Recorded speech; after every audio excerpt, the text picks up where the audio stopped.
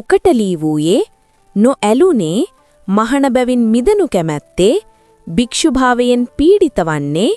ලජ්ජිත වන්නේ පිළිකුල් කරන්නේ ගිහි බව පතන්නේ අශාක්‍ය පුත්‍රිය බව පතන්නේ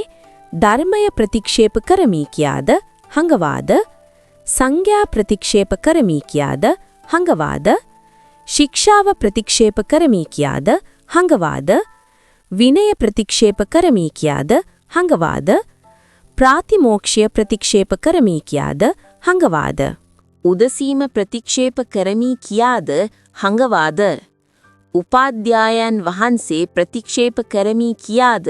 හංගවාද ආචාර්යයන් වහන්සේ ප්‍රතික්ෂේප කරමි කියාද හංගවාද සද්දි විහාරිකයා ප්‍රතික්ෂේප කරමි කියාද හංගවාද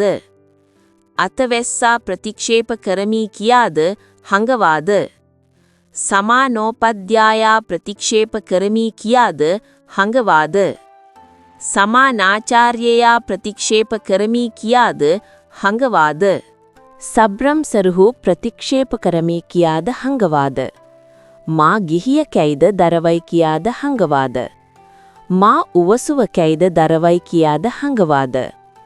මා ආරාමිකයේ කැයි දරවයි කියාද හංගවාද මා හෙරණිකැයි දරවයි කියාද හංගවාද මා තොටුව කැයි දරවයි කියාද හංගවාද මා තොටු සව්වෙකැයි දරවයි කියාද හංගවාද මා අශමනේකැයි දරවයි කියාද හංගවාද මා අශාක්‍ය පුත්‍රියේකැයි දරවයි කියාද හංගවාද මහණනි මෙසේත් දුබල බව හෙළි කිරීම වෙයි ශික්ෂාවද පියන ලද්දී වෙයි